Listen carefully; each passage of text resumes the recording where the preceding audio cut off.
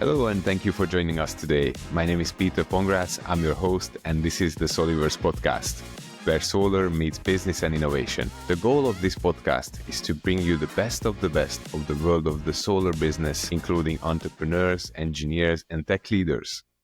The format is long form, up to 60 minutes, but this may change later based on your feedback. And speaking of feedback, we would love to hear from you, what you did like, and also what you didn't like about this episode, so please leave a comment below. 1, 2, 3, 4.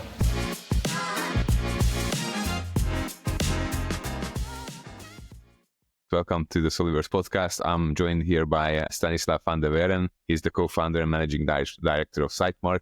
Sitemark is a company that's providing a really cool platform to manage solar projects all along the life cycle, which is super interesting. So Stanislas, welcome to the show. Thank you, Peter, for inviting me to this great podcast. I'm really excited about sharing more about the adventure of Sitemark and what we want to do. So I'm super happy to be here with you.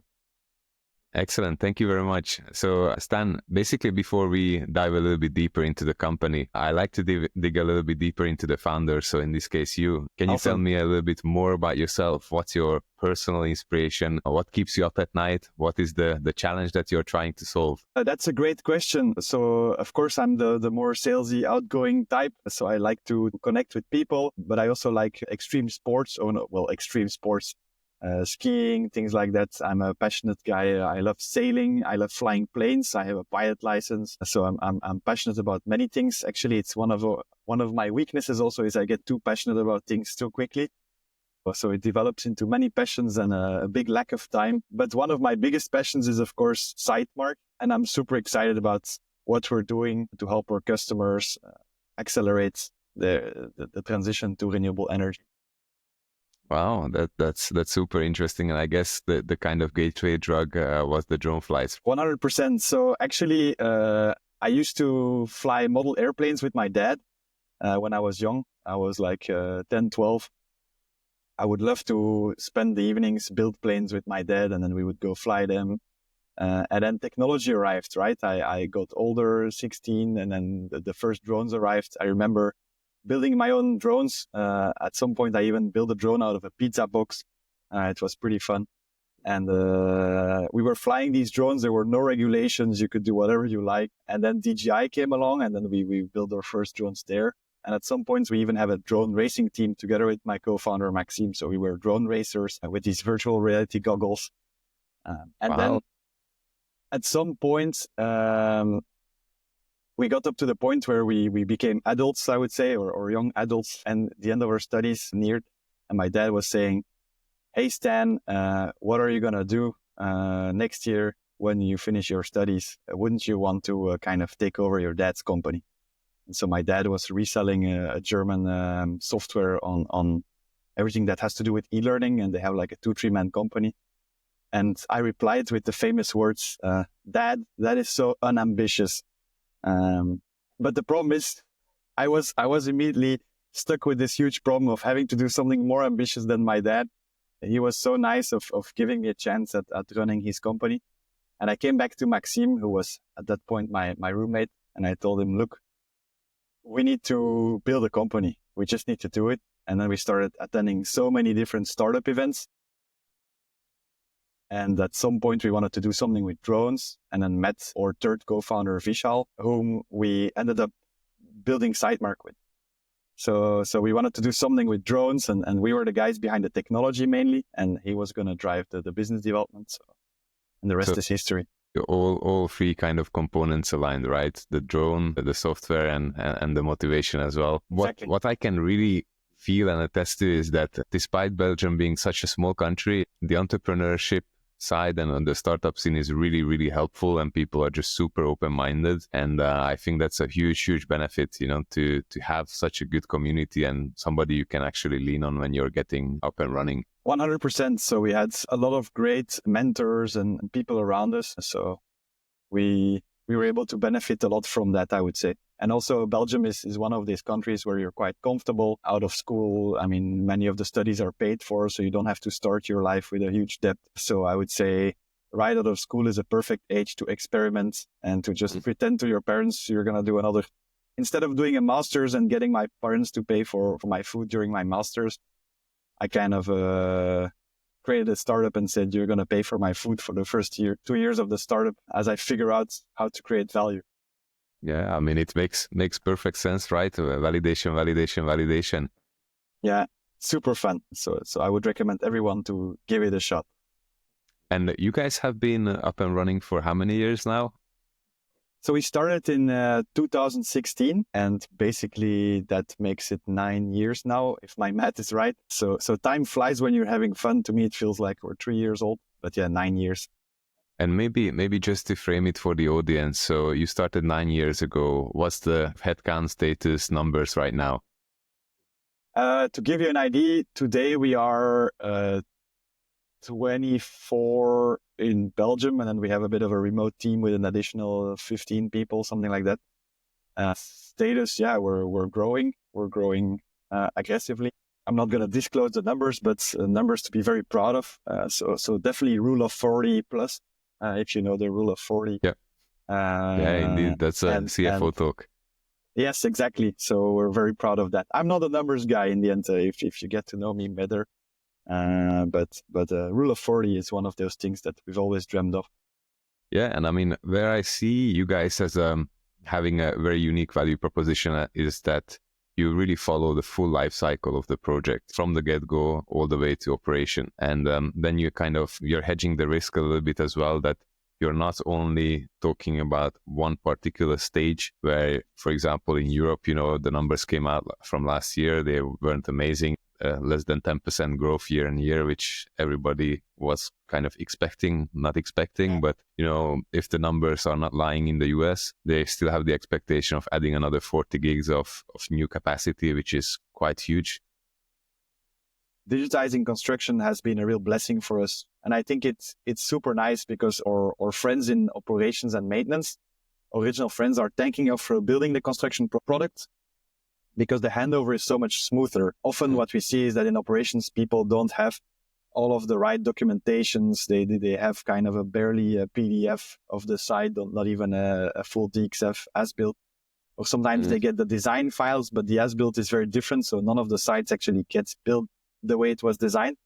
But if you're using Sitemark, you have like the full chain of how everything was built, when it was commissioned, all the quality tickets, everything. You can go back in time. And that's just such a luxurious gift to these operational people, because they're getting like the most beautiful handover. And I think that's also what I'm really excited about, is kind of helping my original friends in O&M by offering full lives. Indeed. So you guys are giving them the love that they deserve, right? Like when the hype cycle dies down, once the project is built, I think that's kind of the less sexy part of the operation. And that's super interesting. And you might be quite delighted by one of my future guests as well. They are doing cleaning. So that's also part of the O&M side. So I'll also put you guys in touch. 100%. So cleaning is actually quite relevant to what we do, at least in the thermography. So because if you don't clean your solar sites, you're going to end up creating hotspots on the bottom of the panel, things like that. Sometimes bird shit literally can create also hotspots. So we do recommend to clean your solar sites right before the thermography, so that you have a site, so that we don't have any false positives.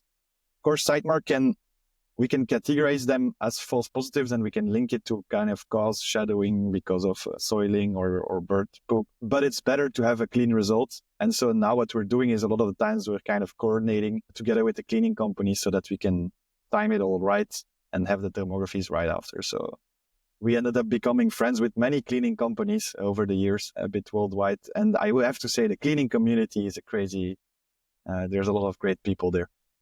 Yeah, so you guys are essentially building an ecosystem. Kind of by accident. So I'm a big fan of being open. So I believe that I don't want to be the one tool to rule them all. We don't have the ambition to be the Apple iCloud. We want to integrate with the best tools out there. I think the best tools are constantly changing. It's a very dynamic market. And so we want to kind of offer people the ability to build what we call a best of breed software architecture, where they can use all of the different softwares that they're already using, what they believe is the best for their organization. And they should be able to glue them together in a very easy way. So Sitemark is built on open APIs, so it's very easy for us to connect with many different tools, and we've got the craziest combinations. So customers are saying, look, we're using that monitoring system, we're using this ticketing solution, we're using this weather provider, and then we can connect to all of these to be able to have one connected workflow. But I believe that the customer drives the workflow. It's their way of working, and the software shouldn't drive how you work. The software should adapt and connect. Yeah, indeed. I mean, if, it really reminds me of an example from my past life. I used to sell software basically my whole career. And if I think about the ERP, it's the same, same principle, right? So digitization came with COVID, and then companies quickly had to kind of digitize even from smaller to mid-size. And then you still needed to educate the customer about, look, you either kind of adapt your workflow to the software or vice versa. But of course, the sticker is going to be a little bit different. And it's really difficult to keep the software as flexible as you guys do. Exactly. And I think if I hear ERP, I hear implementation and the pains there. And I think also that's also something we focused a lot on. And I hear a lot of asset owners and stuff saying, hey, it's so challenging to implement and to configure all of the different sites in my monitoring system. It's a pain when we buy new assets to connect, and nothing is clear which inverters, which inputs are going on which channels and how it all works. And so they end up having multiple monitoring systems, and it's kind of an IT nightmare. Whereas I think one of the cool things with the technology like Sitemark is that we don't need any setup. The drone flies over. We automatically kind of detect all of the panels, do the due diligence, give you the insights. And I think within the setup is literally like maybe 1.5 minutes per site. And we even have customers that send us like the full site list of 200 sites they want to inspect, and we can kind of import the entire list for them. So they don't even have to do the imports. And configuration kind of happens along the way. And if you connect it to your monitoring system, we can even kind of automatically configure all of the electrical drawings, everything. So I think that's also something I focus a lot on is configuration, ease of use, because I know that IT projects often die with people not getting value in the beginning. So it's like you want to do change management, you want to learn them to use new tools, and the people are always very stressed, especially in the solar business. There's a lot of work. So changing the way you work is not always welcome. And so you get a lot of friction from the people using the tools. And I think if you're able to make a tool that provides value from the first 30 seconds, the third click already kind of gives you like a, whoa, nice feeling, you get much faster adoption. So we really try to work on a tool where it's so intuitive that you don't need a manual, you don't need to watch tutorials. Whenever you need information, it should be contextually available and provide value from within the first minute. So often also we give, for example, trainings after the first results, not before. So we say, look, give it a shot. Let's do a proof of concept, or let's do 5 or 6 sites together.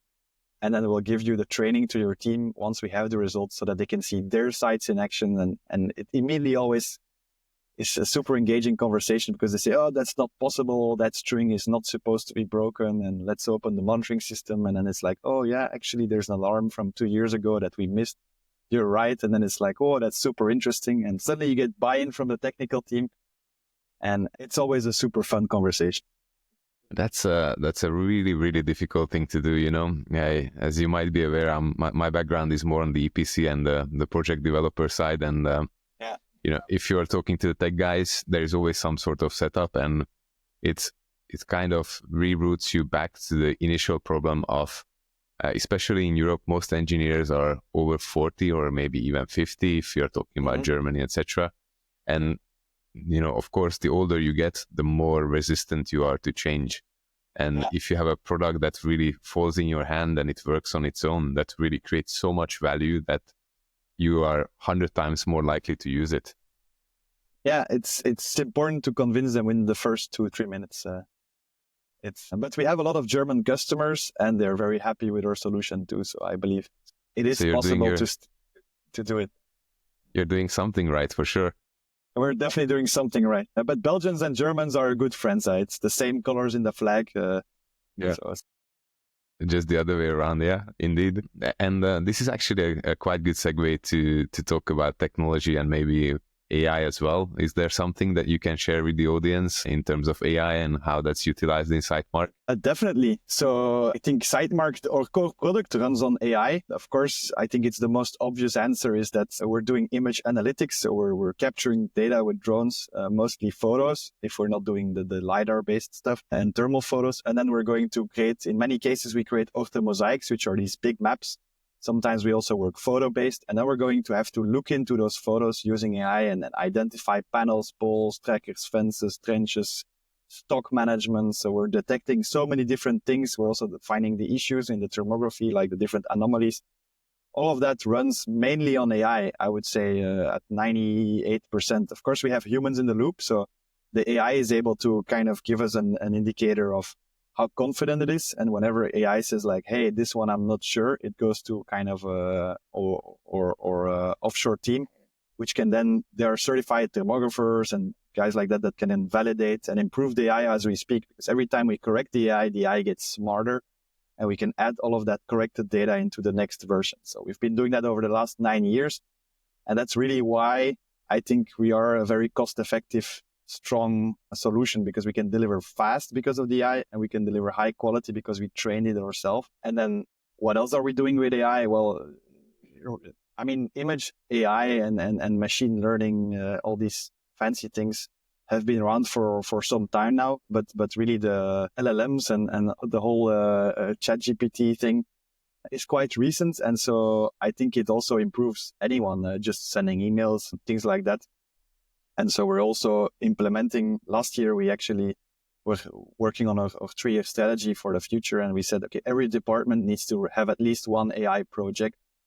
And it's quite exciting to see a marketing AI, sales AI. Everyone can benefit from AI. And I think part of our growth is also efficiency, and efficiency comes directly from AI. So we've done many crazy things. I'm not going to disclose everything because part of it is our secret Coca-Cola recipe, but I think there's many reasons to be excited, especially in sales. For sure. I mean, if I take my own example, it really cuts my work down to by 90% in most cases. And Exactly. it depends which model you use, you can tweak and play, and it really eliminates a lot of barriers as well, right? So if you really wanted to, you could build even an app on your own without having almost non-technical knowledge. And when it comes to text editing, creativity, and all of these things, it gives you superpowers, literally. It's super nice. Everyone now has 10 personal assistants. And so you get to spend more time doing the things you love, which for me is really talking to customers, solving problems, being genuinely excited about what's next. So I'm super excited about how it has helped us, for sure. Amazing. Okay. So do you think, or do you feel that you might even branch out to other renewables as well, like hydrogen and batteries, etc.? Or we did hydrogen projects already. Well, we did hydro projects, not hydrogen, but like dams, inspections of dams, things like that. We're doing also BESS systems, batteries, but not really with the drones. So people are using our ticketing solution and the FieldLink app to be able to take thermal pictures. Also, these days you can attach like a thermal camera to your smartphone, and then all these pictures are put in our cloud or georeference linked to the components in the DXF. So it's quite useful and an easy workflow. And so they love it so much on their solar plants that they say, look, the battery is on the solar plant. We'd rather use one solution to do everything. So in that way, we're already enjoying helping customers on BESS. Oh, that's and do you have any particular projects that you would pinpoint? It can be either solar. That's really an outlier. That's something super interesting. The other day I spoke to a guest, and he was talking about the recycling of methane and basically getting green methane and utilizing that for renewables. So maybe you guys have something similar up your sleeve. So at Sitemark, we do try to focus, even though customers always have great ideas and we have great potential of things we can solve as problems, but we really try to focus on our core mission. But we've done, for example, the largest sites in the world, in the Middle East. We did a site, I think it was in Peru, at like 3,800 meters altitude. So at that point, the drones had challenges flying, so we had to kind of import these special propellers for the drone to be able to, because you have less air density there. So the drone has challenges flying. So you need bigger props and stuff. And so also the batteries were very cold. And so we've traveled the world. And sometimes, for example, I was with my girlfriend in La Réunion, which is like this island, Beautiful place. Beautiful place. And we were, my girlfriend is like, yeah, okay, let's hit the local restaurant here. And I told my girlfriend, like, yeah, it's crazy how we have sites all over the world, and let's check on the app. And I opened the app, and the rooftop of that restaurant had been inspected by Sitemark like 4 months ago. So it's crazy how we're traveling the entire world, and even on islands at the complete opposite side of the world, we did inspections. And sometimes I open the Sitemark map and I just spend my evening clicking around and traveling the entire globe and looking at pictures of solar sites under snow, in the desert. So I think it completes the entire circle. Exactly. I think it's super exciting to see that customers, or that it kind of grows. It kind of is growing naturally, and people are just happy. The community, I couldn't be more proud of, like, when we read the G2 reviews and people are saying like, best supplier out of all my supplier, best service, genuinely super happy, best software. That's not many companies nice. that can say. Exactly. I think it's so fun and nice, because then I talk to Maxime, my co-founder, and I tell him, like, look, if we didn't say no to my dad that day, we might have not created this, and we might not have created this genuinely nice experience for people. And we're doing something nice for the planet. Also, we're helping accelerate renewable energy by lowering the cost of maintenance and lowering also the cost of tracking construction sites and helping digitize all of that. So we're doing something nice. We're having a whole lot of fun throughout the entire experience. And not only our customers are super happy, but my number one priority on top of customers is actually the people inside Sitemark. And every year we do like an employee happiness survey. And I think 2024, we had like 9.8 out of 10 happiness. So everyone was just super happy. Wow. And it went from like best coffee machine ever to like best activities, best colleagues. So it really speaks to the company culture, right? How do you sum it up in one sentence if you had to? I think it's when you hire great people and you really are consistent with checking values, motivation, and openness, and you realize that you create a top-notch team of very open, friendly people, and then that they work great together. And I think that's the basis. If you have great people that are happy to work and that are balanced at work and love what they do, this immediately also kind of is felt by the customers, and then customers love engaging with it, and then the whole thing is kind of a snowball effect. And that's because then you have this great team, and then people talk. So I would say 70% of our hires are like through the network. So it's like people we meet at fairs that say like, guys, at Sitemark, you seem to have so much fun. If you ever have an opening, please let us know, because I heard from this or that colleague that it's just the best job they've ever had. And so this reputation also drives people naturally applying. Also, we stopped having headhunters, no headhunters, because we just get generally nice applications. And most of the people we hire, as I said, come from being a friend of someone who's already worked at Sitemark. And I think that's a genuine compliment to the whole culture. That's the best network and networking exercise, right? Exactly. It's super exciting. Oh, that's very rare to see. If we are talking about mantras, motivation, and these kind of aspects, what would be the book that you would give to your friends, family? What you have given the most, what you like the most? So my favorite book, you mean? Yes.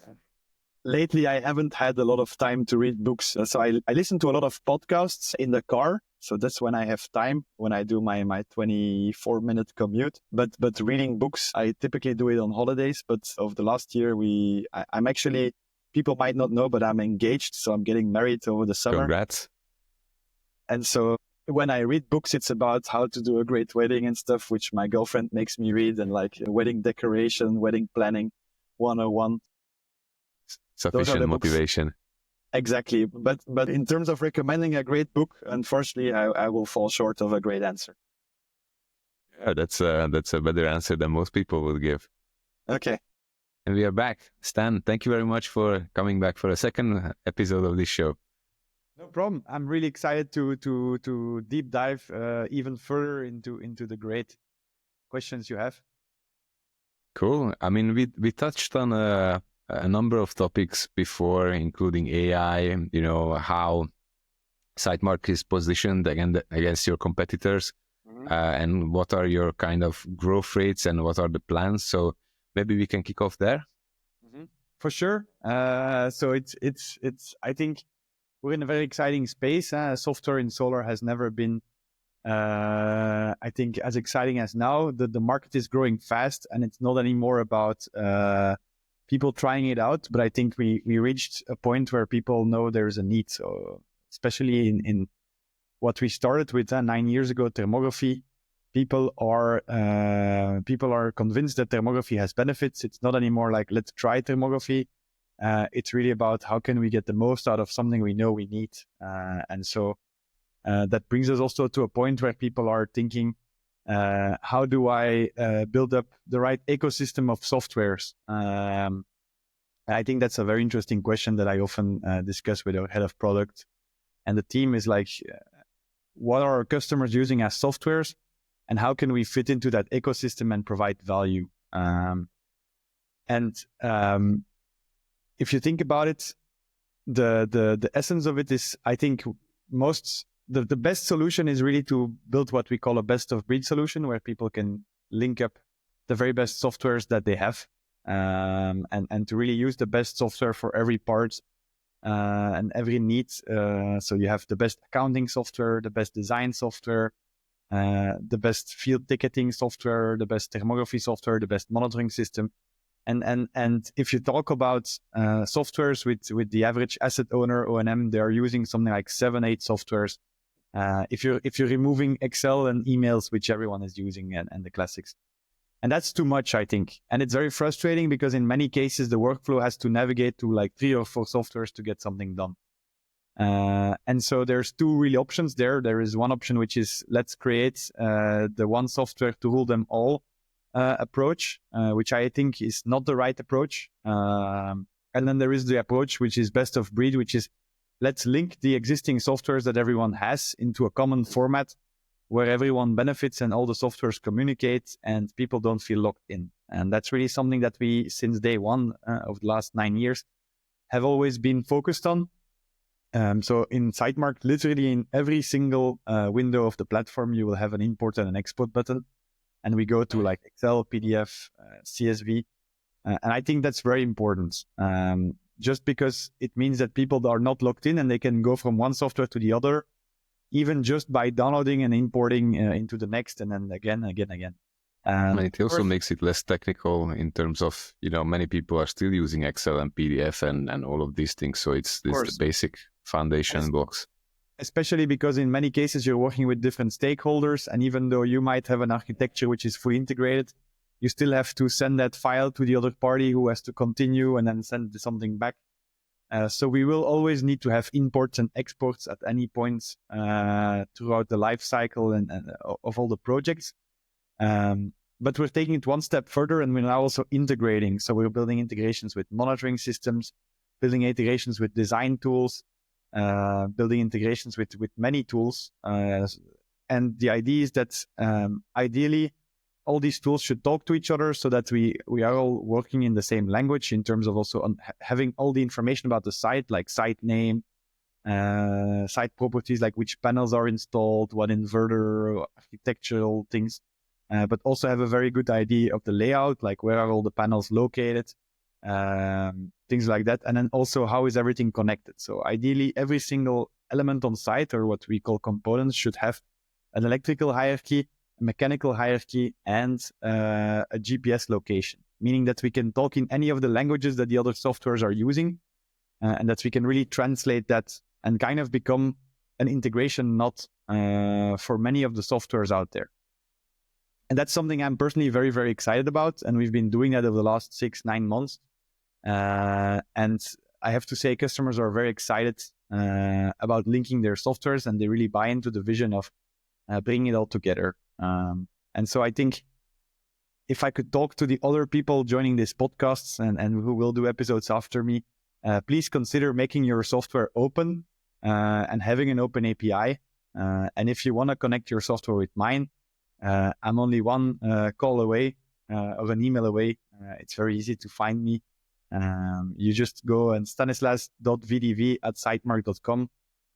I'll send you an email back, and I would love to integrate with you. Indeed. We will also link to that in the show notes below. But so you guys are in your DNA moving towards more of a Google type of company as opposed to an Apple. So you really want to have a platform to basically build on top of, right? Yeah, certainly. So we like to believe we are somewhere in between. We have the ease of use of an Apple and the great interface of an Apple. I think it's really something where we're strong. We have a lot of feedback. If you read G2 reviews on Sitemark, people are always saying ease of use, platform, no manual needed. It was super interesting, super easy to understand the concept. Yet we want to be open. So we don't, certainly, I feel like I'm more Google. So we are more of an open company. And we really never want to lock in people. So we want to, also in terms of like multi-year agreements, like we don't want people to feel locked in and that they have to feel locked to Sitemark and that they can never run away. No, I think we should deserve to do year-over-year business with people, and we should keep on being the company that provides most value for the best price and the best service. And I think we are scoring very high on these three things.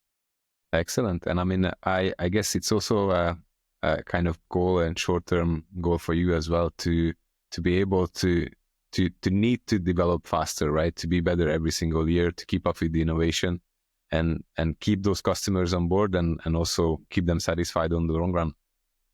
Yeah, it's certainly a challenge to stay ahead and to be that company that's seen as the most innovating.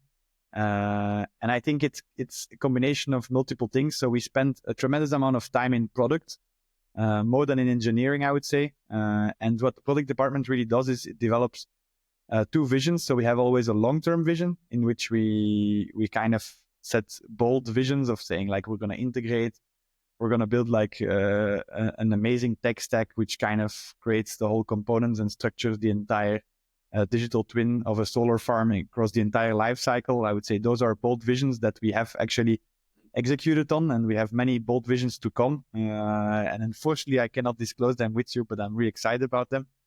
And it will come soon. But at the same time, we also have a lot of business reviews. So we actually challenge ourselves to do an annual business review with every single customer that we have. And there we really listen to, okay, how was your year? And what are the improvements that you would like to have? And we really try to tailor make the platform to every single user or customer that we have. And again, go and read G2 reviews. They will tell you product development it feels like everything is tailor-made. And it's a really tough process to try and get all of your customers aligned and to give all of them the feeling that we are building exactly the features that they requested. That's what was going to be my next follow-up question, actually. How do you balance the two sides of the coin? How do you balance off the customized software versus actually keeping the product running and the product, developing? Because it's actually the two extremes where you need to find a good balance in between. So I think it comes down to having a bold vision in the first place, knowing exactly where you want to go. And to develop the bold vision, of course, listen to customers and then really solve the core problems that they have and make a solution that you think, okay, if we can do that in the next 2 years, it will change the industry forever. And then try and get buy-in from all of the customers on that vision. Explain them what you want to do, sell them on the vision. And often customers are getting really excited about it. And then somehow you kind of drop the main vision and you say, this is where we want to go. And then they will actually solve the road towards it. They will get really excited. They'll buy into the vision and they will define all the functionalities needed to get there. And whenever something diverts from that primary vision, you have to just explain them, look, I don't understand how this or that is going to help us reach this common goal that we had to do this. And it's so exciting. Like it's the most exciting thing ever to co-develop with customers and to get their smiles at the end of the process, and to say like, hey, this is what we've built together, and that they get this feeling of like it was custom built for me based on my experience and my requirements. It's beautiful. Yeah, I mean that's quite a unique approach to what I've seen in the past. And out of curiosity, who is doing the interviews or the follow-ups? Is it the product team, or do you have a dedicated customer success or something like that? Because in my previous life, typically it would be either the sales team or customer success trying to get feedback and communicate that to the product team. But of course, this link, if it's too long and the channel is goes through too many intermediaries, many of the key messages get lost. So how do you tackle that? So every customer at Sitemark has a commercial representative and an operational representative. So that's really how it works. So that means that in the commercial department, we design the vision together with the customer. We try and understand their challenges. We try and show them the value, and we build a bold dream together. And then throughout the end of the process, whenever the deal is getting very tangible, I would say, and we transition to execution, we basically assign a dedicated operations manager that will be responsible for delivering that dream. And then on regular touch points, we basically organize kind of retrospectives with that operational person and the salesperson to see like, how are we doing on delivering the dream? Are we actually making the change happen? And what can we be doing better? And we found that this is a really nice way of working because it allows sales to focus on sales activities and to basically spread awareness of the very best solution out there, and to try and educate people about what Sitemark can do, while operations is really focused on delivering the best quality, delivering everything on time, and making sure the customer stays happy. And it works. It's really something that we've been experimenting a lot with and found out to be a great solution. It's a very interesting system. And it also begs the question, on the other hand, that so doesn't this take you a little bit further away from being a pure SaaS product? Or how do you see that? Is this essentially repackaging of a certain package of existing features, or are we actually really developing some custom features for some key customers? How should the audience understand this? So we nearly never design custom features. It's very, very rare. I would say maybe 3% of our development goes into custom features. So that's really not what we do. The operational follow-up is really in terms of making sure the customer gets the impact that we wanted. So much, I would say the main energy there is going to training, because we believe you can buy into a vision, but what's important is that people use the solution and that they're aware of what the capabilities are. So that's really eye-opening, and we have a policy which is really free training. So we give as many trainings as we want, because we believe once people have seen and understand the value of Sitemark, it's a gift for life. Like they will have seen it, they will have understood the impact, and they will take that along into other companies. We have a lot of actually people that the solar industry is a very busy market, so we see people hopping jobs all the time. And one of the things they always bring with them is Sitemark.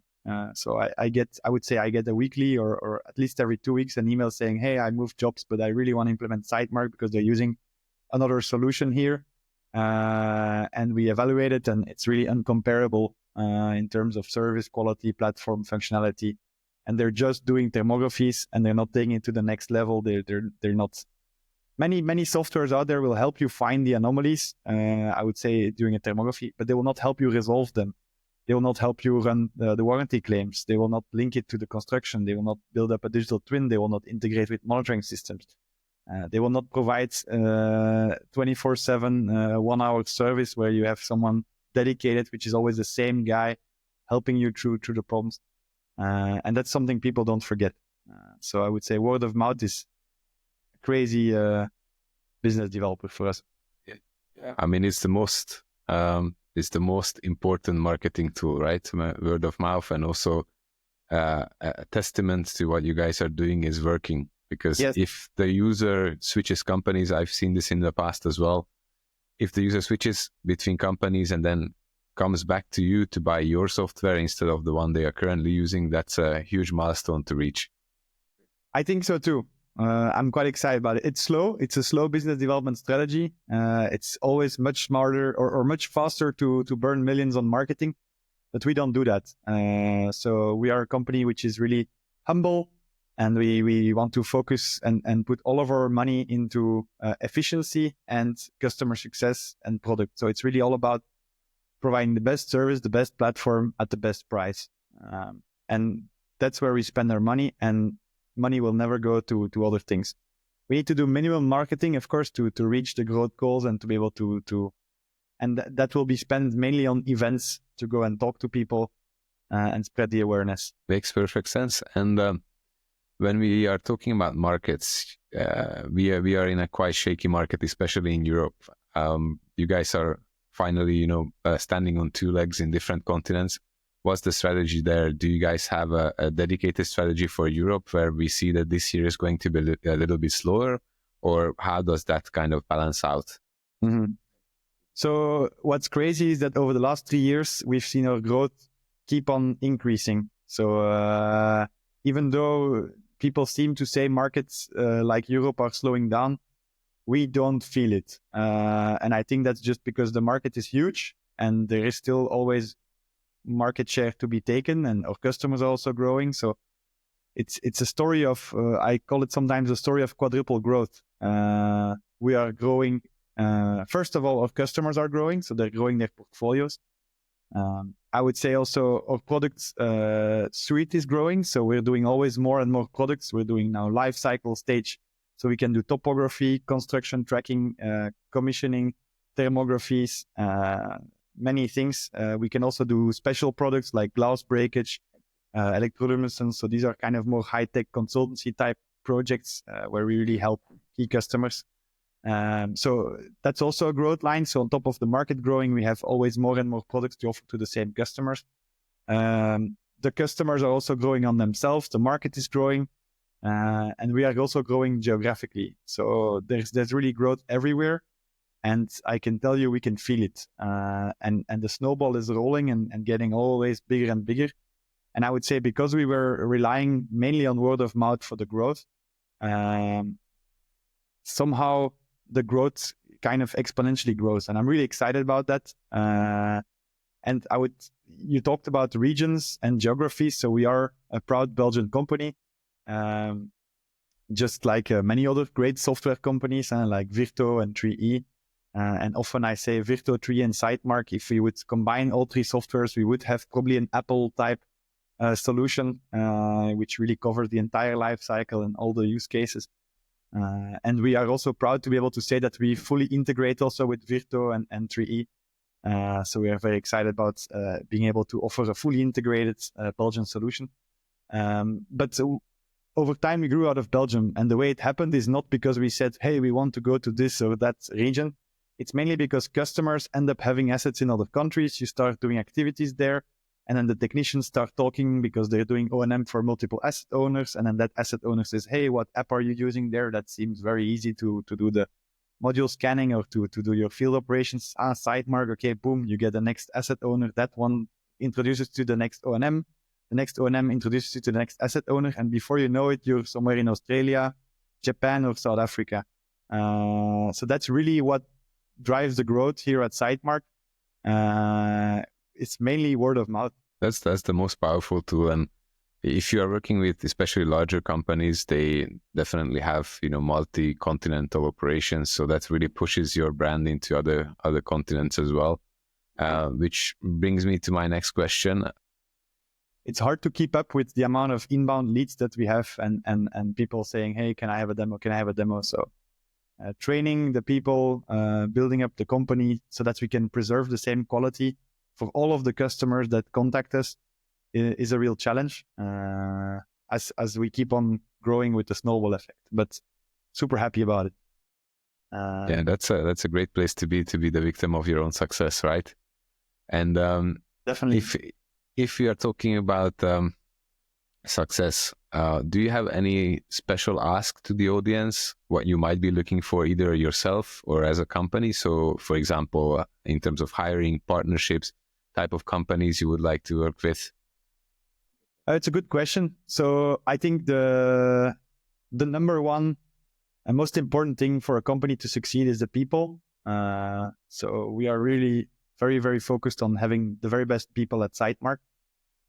Because if you have high quality, smart, great, motivated individuals, customers will feel that. They will also be interacting with people that are passionate about the problem they're solving and passionate about helping customers. So we're always looking for very, very great people to join. And being the victim of our own success, the snowball is getting bigger and we need more people to be able to handle it.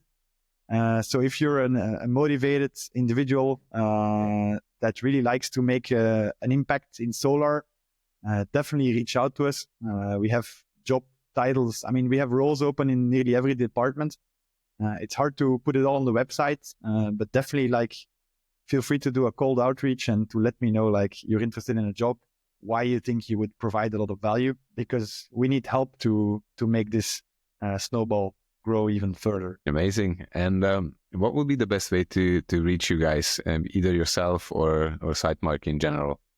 So the easiest way is really to go to the website, contact us and drop a message there. We have people constantly monitoring all of the inbounds and dispatching them. So you can also just mention that you want to talk directly to Stan, but you can also just send me an email.